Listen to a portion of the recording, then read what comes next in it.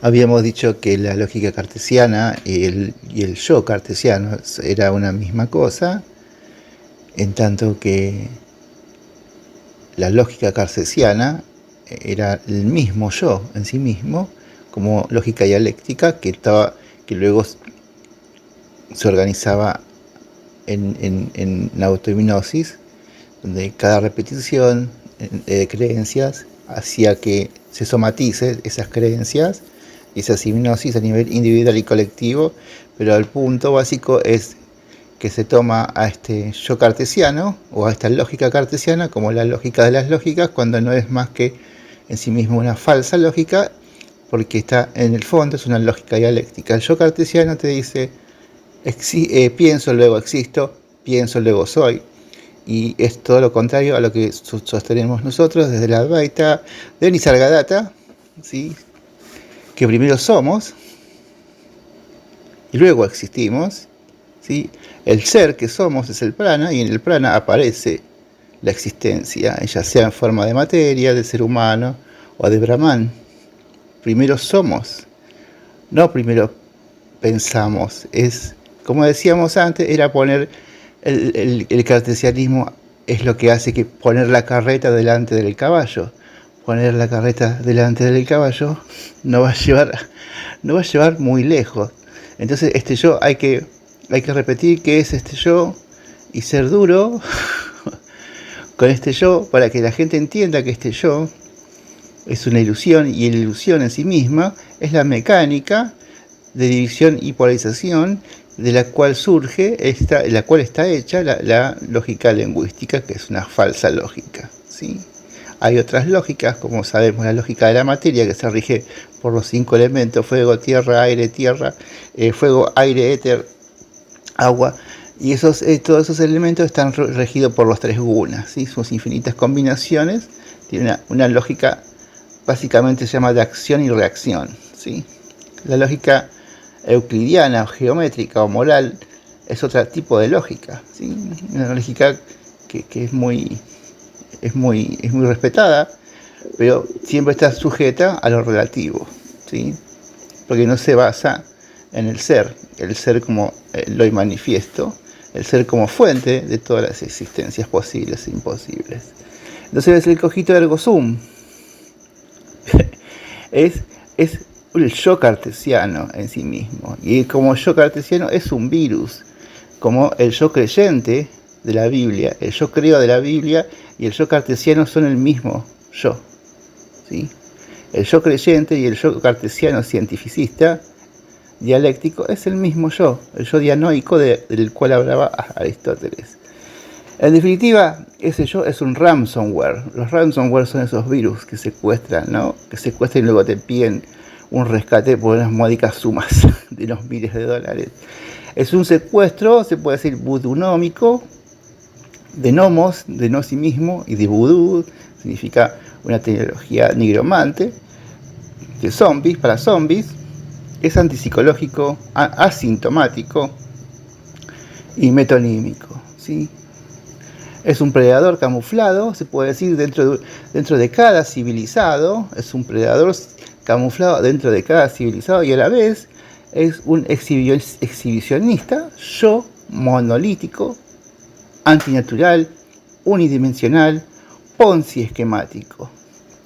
Un yo murguero, mecanicista, determinista, exclusionista, rígido compulsivo, de producción en serie, que no es un yo real, sino que es un yo y mente de diseño, se puede decir, meme cultural, de meme, unidad de memoria, y cultural, ¿sí? Como arma de hackeo mental, la cultura. O si no, como quieran decirle, MK Ultra, ¿sí? Un diseño MK Ultra alucinógeno, porque está basado en el adrenomoco del miedo. Se puede decir que es un yo memoria, es un yo memoria budugógico, hipnogógico, o si no, hipnoproteico, un yo engendrológico, burocrático, surgido de la misma segregación del adrenomoco como miedo, o sea, como fetichismo. El fetichismo del victimismo autoinmune, viralizado por la droga de la esperanza y el consuelo. Un yo, mente, de adicto parafílico, de adicto materialista, de adicto nihilista y fácilmente identificable también por su pestilente síndrome de inferioridad, por novotulímico que contamina el medio por donde pasa, como también es así fácilmente identificable por su prontuario. Si vemos de dónde sale este yo, vemos que sale de Europa. Y ahora mismo surgió en Europa, no surgió en Medio Oriente. Ese prontuario, esa historia milenaria, es la historia de mafias banqueras y vaticanas, llamados occidentalosaurios. Esto yo tiene siglos, milenios, se puede decir, de existencia, y siempre operan con un mismo modus operandi, porque está en simbiosis, se puede decir una simbiosis tumbera, entre más o menos el Vaticano, hoy la CIA, y las mafias banqueras de siempre. Los Medici, los cruzados, eran siempre banqueros, y las sociedades europeas que eran parte necesaria de estas dos mafias totémicas, que era la mafia vaticana y las mafias bancarias, y las sociedades europeas siempre estuvieron al servicio de estas dos mafias, a partir del cual se lanzaban hacia otras partes del continente, hacia otros continentes del mundo, para viralizar este yo cartesiano, este yo occidentalosaurio, este yo depredador. Así, los continentes, África, América, Asia, fueron siempre hackeados, fueron siempre infectados, colonizados, o sea, culturizados, o sea, civilizados, o sea, sifilizados por este tipo de sistema basado en un yo cartesiano o eurobíblico, ¿sí? Infectaron siempre otras partes del continente y vivieron como parásitos, ¿sí? Este yo cartesiano surge en Europa como la Biblia, ¿sí? Es duro esto, pero este yo solamente funciona como sistema parasitotécnico en Europa, ¿sí? Y ahí se extiende por todo el mundo. Así, este yo cartesiano, o sea, abramita, o sea, eurosaurio, psicopedofílico, nigromante, cascarudo, es falso claramente con respecto no al ser, sino que es falso con respecto a otros tipos posibles de yo, que si no son verdaderos, perfectos, cristalinos, como geometrías vivientes, danzantes, como coloridas aves majestuosas, como hablaba antes, que hay en el mundo, al menos no son falsos esos yo, o no son antihumanos, como ya vamos a ver más adelante. Tener en cuenta que este yo cartesiano, eurobíblico, es falso, es secuestrador, es infrahumanizante y criminal. Si vos te das cuenta de eso, es ya un gran paso para desbiohackearte, para exorcizarte, ¿sí? Para levantar cabeza y para levantarte vos mismo y en tu propio levantarte, saber cuál es tu verdadera estatura. Es la rebelión de las rebeliones, empieza por esto mínimo, saber que ese yo es fuente de este sistema, ¿sí? Que el sistema por sí mismo no se sostiene, sino es a partir de estos yo particulares presente en cada bramita, o sea, en cada uno de nosotros, ¿sí? Yo ya no lo tengo, pero por eso comparto esto, ¿sí? Para que ustedes en algún momento le haga clic y empiezan. El Advaita Nisargadatta no era solamente una cuestión espiritualoide para quedar en la nada, era una cuestión de guerreros, ¿sí? Porque la verdad de Nisargadatta es demasiado grande y este mundo no es nada al lado de la verdad, al lado del conocimiento que enseñó él. Y si ese conocimiento no actúa, no es porque no sea poderoso, es porque fue falsificado por nubes de sarnas voladoras que se atribuyen a sí mismo la representación de Nisargadatta. Pero ya vamos a ver eso. Cuando Nisargadatta decía que el yo es falso, ¿con respecto a qué ese yo era falso? Básicamente, un yo no puede ser falso con respecto al ser, porque no hay relación de equivalencia posible con el ser. Y segundo, porque en el ser, todo es ser, donde lo falso y lo verdadero son simultáneamente lo inmanifiesto del ser. Entonces, ese yo no puede ser con respecto falso, este yo cartesiano no puede ser solamente falso con respecto al ser, porque no hay relación de equivalencia. Entonces repetimos la pregunta, ¿con respecto a qué cosa ese yo es falso? No puede ser falso el yo con respecto al prana en movimiento que somos. No puede ser falso con respecto al ser que somos. Por lo que debe ser este yo falso, necesariamente falso, con respecto quizás a la conciencia, a Brahman. Tampoco. No puede ser falso este yo con respecto a Brahman. Brahman como conciencia universal. No puede ser yo, este yo falso cartesiano, eurobíblico, falso o llamado ego, con respecto a Brahman, porque Brahman, ya sea dentro del sistema abramita, fuera del abramismo, también es falso Brahman, pero es falso desde que Brahman es objetivizado como el ser. Cuando Brahman es objetivizado como el ser, como el logos o como Dios, e incluso como para Brahman, no es el ser. No es el ser Brahman. Por eso no puede, Brahman no pasa de ser sino falso algo relativo, ¿sí? Dentro y por fuera del abramismo, cuando únicamente y cuando lo objetivamos como el ser.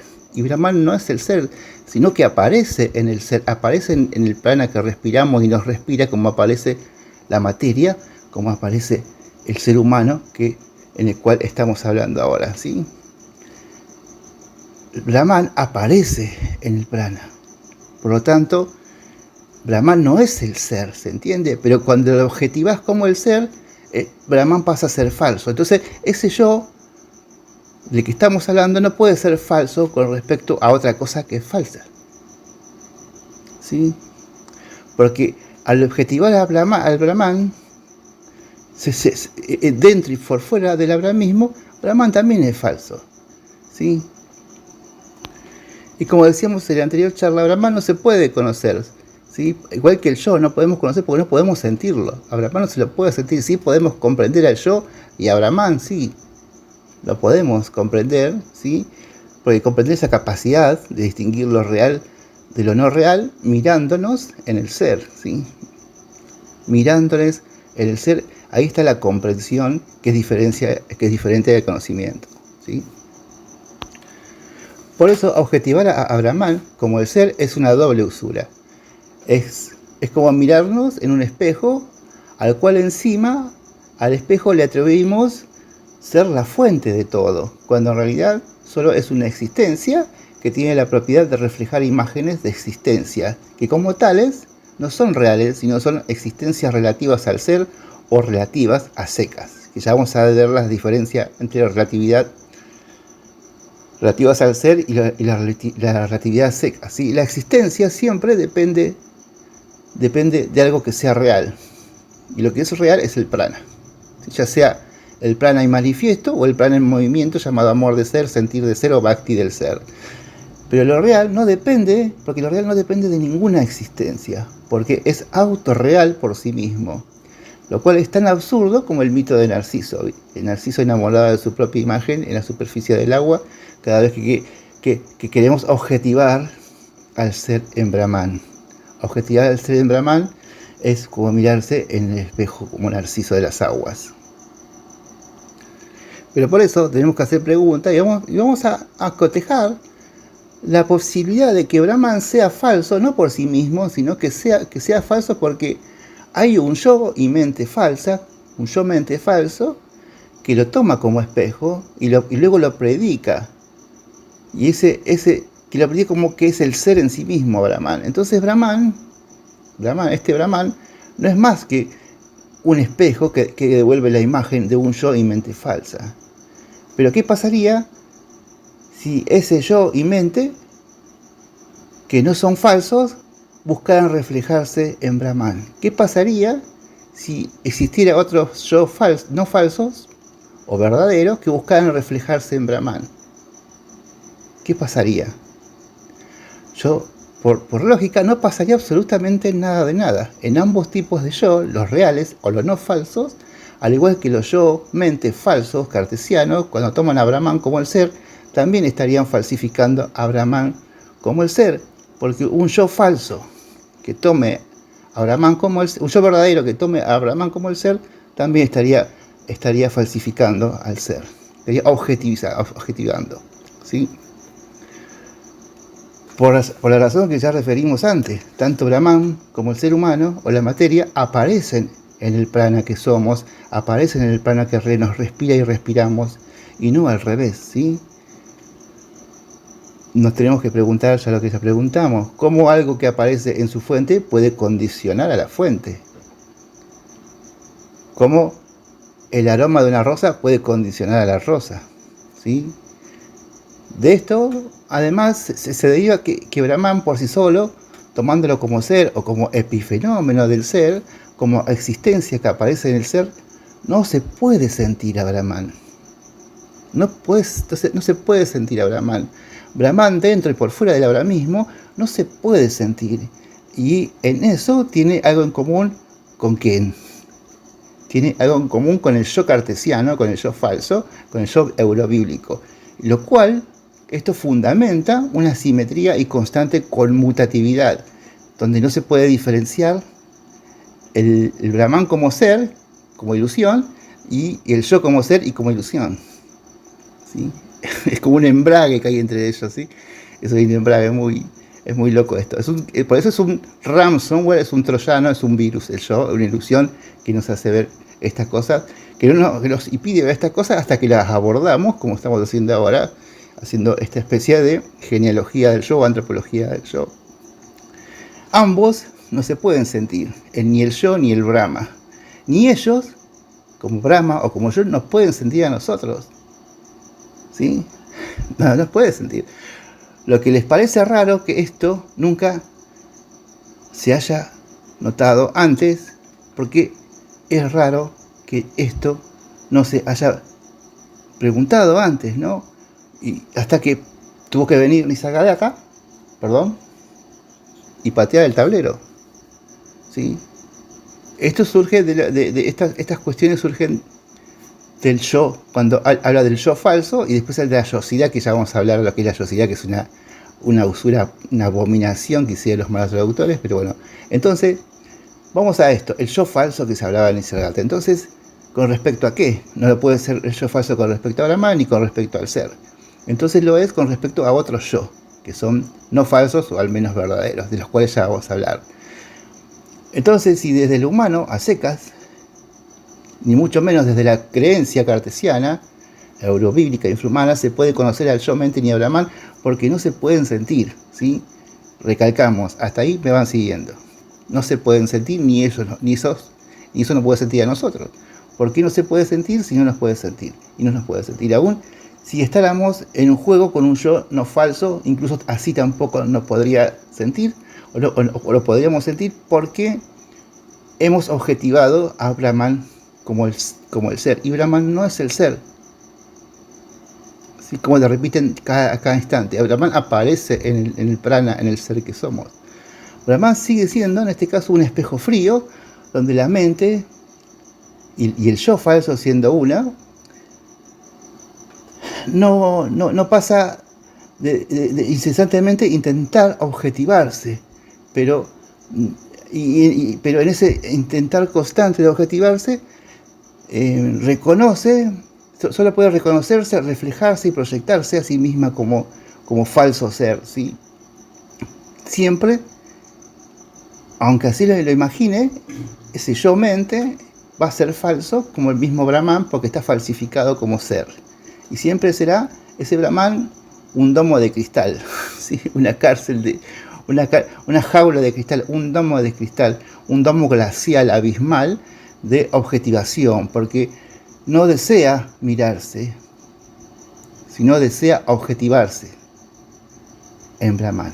El yo no desea mirarse en Brahman, no desea amar a Brahman, sino objetivar a Brahman en él. En la religión New Age y en la basura de las sectas advaitas que odian a Nisargadatta, el amor a la verdad, entonces con esto, es suplantada por un axioma usurero, criminópata, y a la vez hediondamente nefasto, ¿sí? El deber presenciar.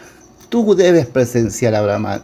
Tú debes ser testigo de la conciencia en sí. Tú debes observar la conciencia individual o la universal.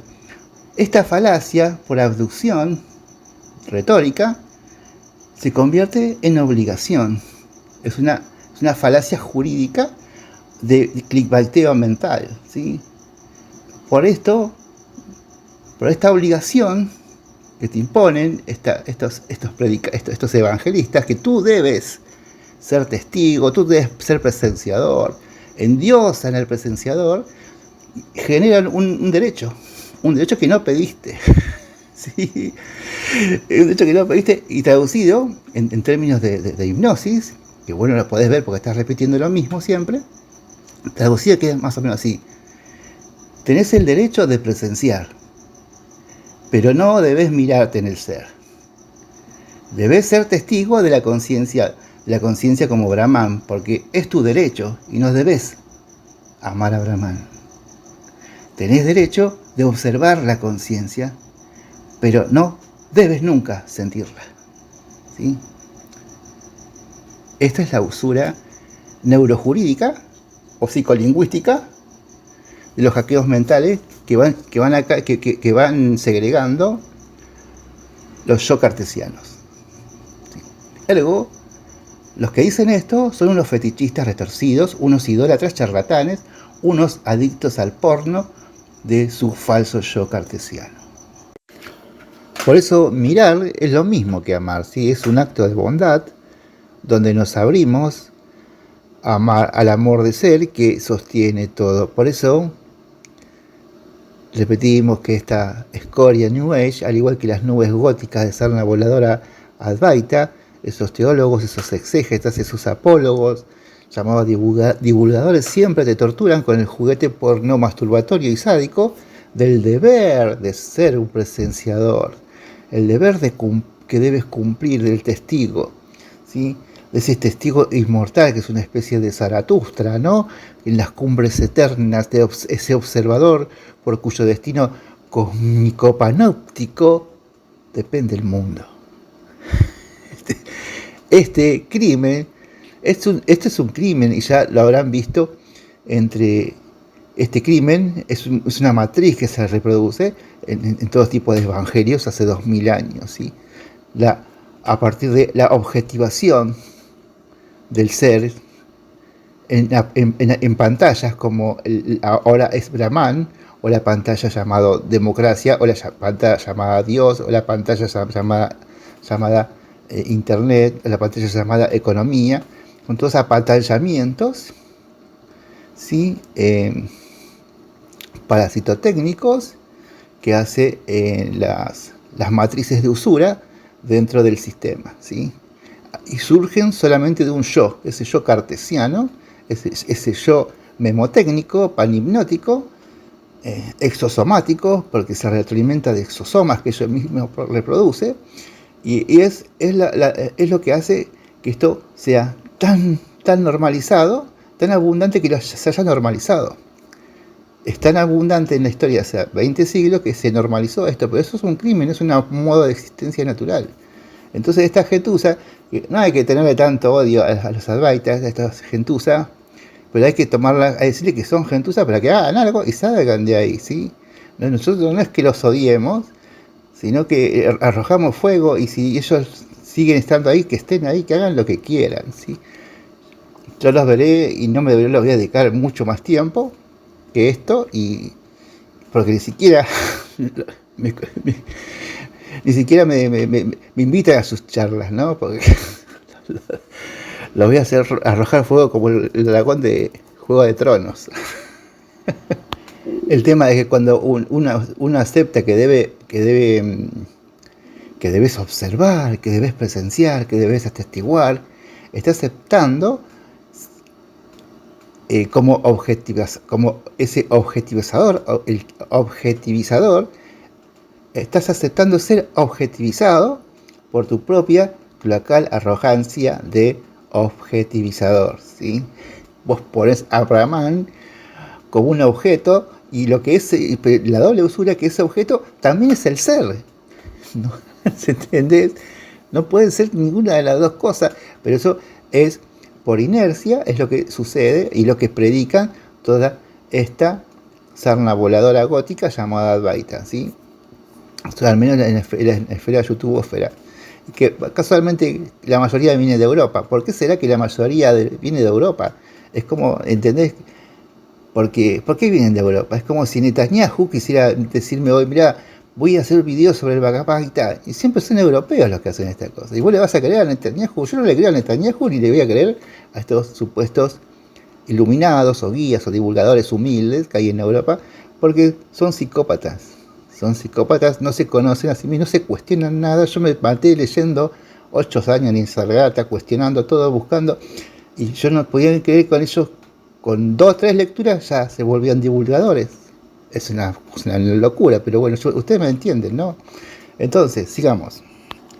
Si vos aceptás ser objetivado, pasás a hacer una cosa, y esa cosa pasa a existirte, como decía en la anterior charla. Esa cosa, llamada Brahman, pasa a existirte, ¿sí? Pasa a ser tu usuario, ¿sí? Entonces, eso es la degradación, ¿sí? Eso es ser. El ser en sí mismo, Brahman, no va a venir, no va a hacer nada, pero lo que sí hacen daño son estos evangelistas que imponen la pena de la vigilancia como medio de autotortura panóptico, donde desde que presenciar, atestiguar, observar, dentro del abrahamismo es una sola cosa, significa vigilar. Vigilar, vigilar, vigilar. Vigilar es un castigo por un crimen que no cometiste. Y esa es la teoría de la autopurificación, que es copia ¿de dónde? Es copia del abrahamismo, del cristianismo, la realización del ser. Acá está lo mismo, ¿sí? Que debe realizar algo porque sos un pecador. ¿Cuántos miles de jóvenes fue arrastrado por estas mafias cristianas y hoy por los Advaita? Por eso yo a mí lo que me toca en Nisargadatta, voy a tirar un poco de fuego por acá y un poco de fuego por ahí para que estas pestes, estas alimañas, salgan corriendo. Porque no tiene nada que ver con la vigilancia ni con el abrahamismo, las enseñanzas de Nisargadatta. El vigilar dentro del mundo cartesiano es la pena que debes cumplir por un crimen que nunca cometiste. Pero al aceptar que Brahman o el ser debe ser presenciado, debe ser observado, atestiguado, ese que se permite eso, o se obliga a eso, está objetivizando a Brahman, como ya dijimos, se está auto-objetivizando, se está volviendo una cosa en sí. Se ha degradado de humano a infrahumano. Existe en la ilusión donde el ser puede ser objetivado, o lo que es lo mismo, algo que debes realizar porque vos sos incompleto, vos sos un pecador, vos sos un deudor, o sea, sos un colonizado, o sea, sos un hackeado. En definitiva, sos un parasitado por la civilización occidentalosauria europea, afrodita, depredadora desde hace 2 milenios. ¿Sí? En la India había gente, traductores que estaban muy afectados por el síndrome de inferioridad que había inculcado a la cultura inglesa. Por eso no hay que confiar mucho en eso. Yo después más adelante vamos a hacer unas charlas sobre las traducciones. Pero cuando objetivizás a Brahman, objetivizás al ser. Y en ese clickbaiteo, no puedes degradar a Brahman ni al ser. Cuando te objetivizás a Brahman, te volvés vos en un clickbaiteo propio, ¿sí? Por tu mente, por tu yo cartesiano. Un constante viralizador de Big Bang de autousuras, ¿sí? Se van viralizando. Entonces, no se puede degradar a Brahman ni al ser ni a la materia, sino que el mismo que objetiviza a Brahman como el ser, acepta, por otro lado, además el deber de vigilarse, como dijimos antes, de autocastigarse, de autopenarse, de automultarse por un crimen que no cometió. ¿Sí? El crimen que no cometió es no ser un buen vigilante, un buen presenciador, un buen testigo. ¿Por qué hacen eso? Ya lo vamos a ver. Debes hacerlo porque antes ese que hace eso asumió que la iluminación es un final de un camino. Y acá no hay final de camino, no hay nada. La realización del ser es un mito, no necesitas realizarte nada, eso lo decía Nisargadatta, lo decía Ramana, sea lo que sea iluminación para ustedes o para ellos, es lo que se debe llegar a realizar como deuda, pero eso es mentira, lo cual pone en carrera siempre, en esto llamado autorrealización del ser, es lo mismo que la doctrina de la salvación cristiana, ¿sí? En sí misma es una forma más de autocastigo.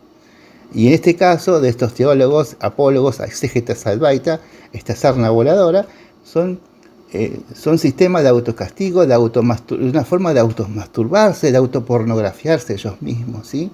Porque si además de vigilarse, debes antes tomarte como un ser incompleto, como un pecador, como un deudor, con el mismo, con el mismo ser o con el Brahman ilusoriamente objetivizado, toda tu ignorancia, todos tus pecados, todas tus deudas, todas tus faltas serán debidamente redimidas si vos te volvés un observador, si vos te volvés un fetichista, ¿sí?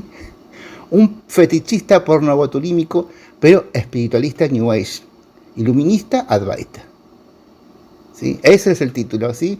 Pero en sí mismos son psicópatas criminales, narcisópatas, que bueno, es como gente tan ridícula hizo tanto daño, y sí, hizo daño porque es así el mundo. Porque no conocen su mente, no conocen lo que es el yo. Vos le preguntas a uno de ellos qué es el yo y qué es la mente y no te van a decir nada. Te van a decir lo mismo que dice Robert Adam o Alan Parsons, ¿sí? Los que objetivizan a Brahman ilusoriamente no han degradado a Brahman, no pueden degradar a Brahman, no pueden degradar al ser o al sentido del ser, no pueden degradar al prana. No aparecerá ningún Brahmadeva para golpearte la puerta y decirte: hey, che, objetivaste a Brahman y yo soy Brahmadeva, la deidad de Brahman. No, nadie va a hacer nada, ni el ser nada, sino que, lo repetimos, el que objetiviza a Brahman como el ser, solamente por el hecho de objetivizarlo nada más, ya se autodegradó a cosa, a objeto. Y esa es la función de la mente cartesiana, ¿sí? Porque en sí mismo es un mecanismo de división y polarización, y es un mecanismo de autohipnosis, ¿sí? Donde vos debes ser una ilusión como el mismo yo y como esa misma mente. Y nada mejor que una ilusión que objetivar a Brahman al ser como Brahman. Una cosa es como mirarte al espejo y decir: el espejo que se refleja a sí misma infinitas veces es Brahman. Es una cosa muy loca, pero eso es lo que pasa. Y bueno, por eso estamos acá diciendo que esto se da más, es más peligroso de lo que pensamos. Y bueno, no hay que enojarse, pero bueno, yo veo las caras de esta gente, parecen siniestros, curas siniestros. Lo veo ahí a Robert Adam, wow, ese tipo en las poses que hace se debe matar de risa. Las poses que hace, parece que se está metiendo un palo en el culo. Vos te fijás las poses que hace en la foto y después se debe rajar de risa. Estos idiotas me siguen, dice. Y las mujeres de Advaita, wow, son peores que las monjas, son más feas que las monjas. Entonces, por eso, con la objetivación del ser a través de estos rituales funebreros, estos rituales nigromantes, tú debes presenciar, tú debes atestiguar, tú debes observar, es la paja mental orgiástica, Estás renunciando a amar a la verdad. Acá viene la papusa, estás renunciando a amar a la verdad, estás renunciando a sentir el amor del ser, estás renunciando al bhakti del ser, ¿sí? Eso te quieren hacer ellos, ¿sí? Eso te obligan a eso, a sentir vergüenza por el bhakti, a sentir vergüenza por el amor, a sentir vergüenza por sentir. Incluso vergüenza por sentir que no podés sentir. Y este es el punto clave que vamos a dejar para la próxima charla.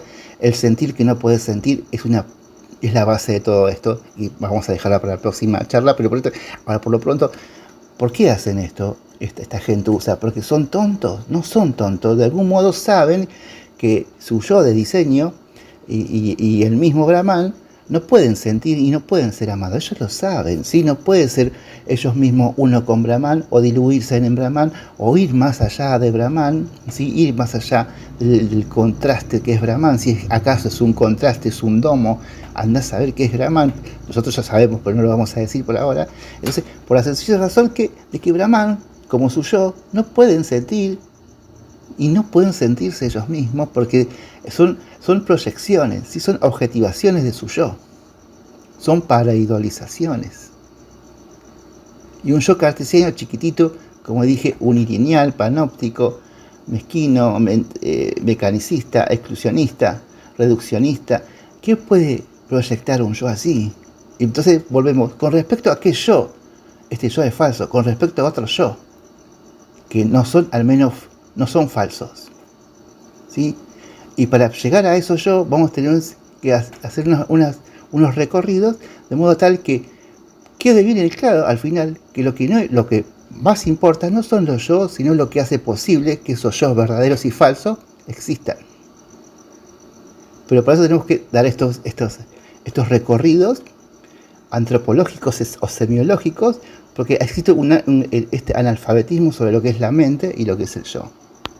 Entonces uno se da cuenta de lo que hacen estos advaitas al objetivizar a Brahman, al ser como Brahman, hacen lo mismo que los cristianos, con Yahvé, la imagen perfecta de Yahvé. ¿Cómo podés amar a un parásito como Yahvé, que encima que leyó la Biblia, sabe que es borracho, es incestuoso, criminal, genocida, demente, es inseguro y le gusta torturar a la gente? Ese es el Dios. Ese es el Dios de los cristianos, ¿no? ¿Para qué? Para eso el abramismo, ¿qué hizo? Creó unas tablas de la ley, y el primer mandamiento, la primera obligación es amar a Dios. ¿Cómo podés amar a alguien por obligación? ¿Cómo podés amar a alguien por miedo, por chantaje, por extorsión? No es amor, ¿no es cierto? Eso es un ejemplo para que ustedes entiendan que los falsos seguidores de Nisargadatta hacen lo mismo, pero lo hacen con ciertos matices de cobardía de burócratas, ¿sí? Son quizás mucho menos dramáticos, dementes, histriónicos que los abrahamitas practicantes, ¿sí? Pero los cuadros burocráticos de la salchichera teología advaita, que odia con toda su existencia a Nisargadatta, predican que Brahman es el ser. Que si no fuera suficiente, también se autoerotizan aconsejándote a vos que el Atma Yoga es sin Bhakti. ¿Cómo? El Atma Yoga es sin Bhakti. Pero ¿cómo si Nisargadatta se pasaba haciendo pujas, se pasaba bailando, se pasaba cantando? Eso era el Bhakti. No, acá nosotros es sin Bhakti, te dicen ellos. Todo es Nana Yoga. Son tan inteligentes esta gente. Bueno, yo lo seguí mucho tiempo, no le creí nunca, pero bueno, me maté de risa, como seguramente se mata de risa Robert Adams, ¿sí? Entonces, hacen lo mismo. Son torturadores. Entonces, ¿qué hace? El Nana Yoga, en su superinteligencia, debes dejar el Bhakti, ¿sí? Debes dejar el Bhakti, porque el Bhakti es para gente inferior, ¿sí? Y entonces, la iluminación llega, o la realización, sea lo que sea para ellos, ellos surgirán como en sus consejos, se pondrán como el ejemplo vivo de la corrección advaita, ¿sí? ¿Qué es ser el ejemplo vivo de la corrección advaita? Es ser una monja, es ser un monje, es ser un monástico, es un tipo que no tiene vida. Es como ver una momia, es como ver un fantasma. Es la corrección advaita, ¿sí? Donde no ves nada, ¿sí? Las mujeres de Advaita son incogibles, infollables, ¿sí? No hay nada en ellas, y los tipos no tienen nada. Parece que te están diciendo con la mirada: necesito morir, ayúdame a morir. Suena así, pero así a la vez se imponen como estos psicopompos funebreros, estos oficiadores de la buena educación advaita, que en sí mismo es torturarte con la presenciación, torturarte con la vigilancia, torturarte con el yo testigo, para que nunca ames, para que nunca sientas, para que nunca te salga fuego de los ojos como le salía fuego a Nisargadatta, para que nunca eches volcanes por la boca, para que nunca te sientas más allá de tu conciencia, que lo que sos es anterior a la conciencia, ¿sí? Por eso ellos te obligarán a torturarte como Yahvé torturó a sus seguidores. Te obligarás a amarme. Y ¿qué hace el Advaita? Dice lo mismo. Te obligarás a observar y no a amar. Te obligarás a presenciar y no a sentir. Te obligarás a ser un testigo y no ser lo que sos.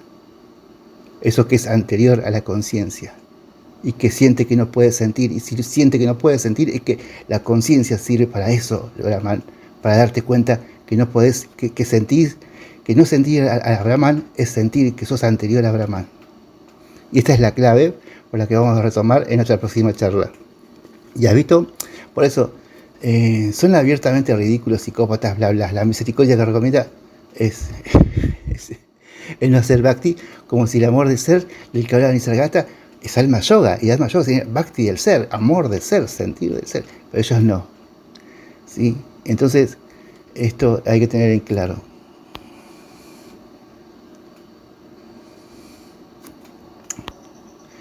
Por eso nosotros no entendemos a veces cómo estos tíos y tías, con rostros de Teletubby, pueden ser maestros o siquiera divulgadores de Nisargadatta. Repito, abiertamente ridículos psicópatas, y en su misericordia, ¿no?, así histriónicas, nos hacen ver que el bhakti es algo malo, ¿sí? Yo repito esto como porque lo repito para que le quede en la cabeza que estos son esta gentuza hizo mucho daño y está haciendo mucho daño y seguirá haciendo daño, al menos que no haya gente que las cuestione y las desenmascara como lo que son abramitas cartesianos, o sea, occidentalosaurios. Son cartesianos, ¿sí? No tienen nada que ver con el yo, con el ser, con el amor de ser que somos. No tiene nada que ver con el prana ni con las enseñanzas de Nisargadatta. Entonces, ellos nunca se cuestionaron, por ejemplo, las traducciones pésimas de Nisargadatta. O mejor dicho, nunca se cuestionaron que si las transcripciones de las charlas de Nisargadatta fueran correctas, como ellos dicen que son, ¿por qué? Si fueron correctas, no hay al menos solo un solo tío que sea igual que Nisargadatta, que sea igual de inteligente. Yo no digo que arroje fuego por los ojos, que sea igual de inteligente, que sea lúcido, que sea valiente.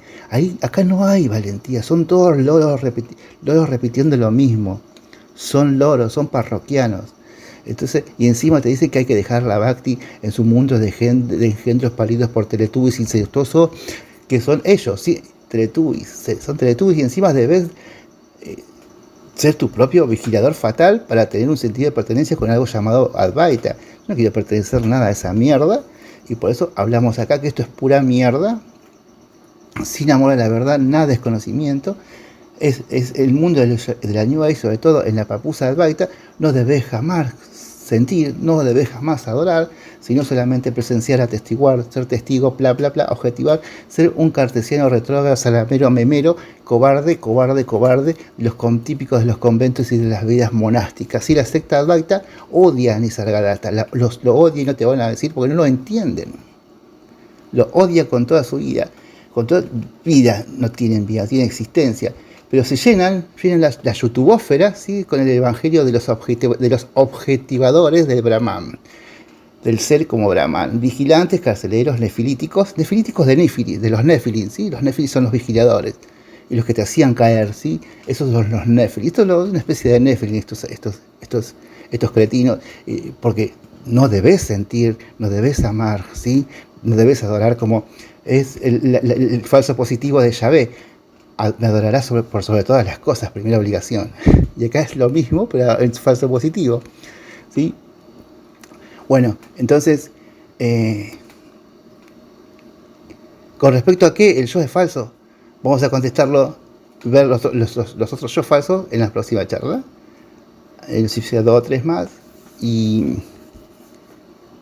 vamos a dar un vuelco, vamos a enseñar algo que nunca se enseñó, y por qué Brahman no se puede sentir. Y si no se puede sentir Brahman, ¿por qué no se puede sentir? Y por qué no es necesariamente malo, sino todo lo contrario. ¿Sí? Esto no lo van a decir, no vas a escuchar en ningún lado, pero no poder sentir a Brahman es lo mejor que nos puede pasar. Y te lo voy a demostrar en la próxima charla. Abrazos.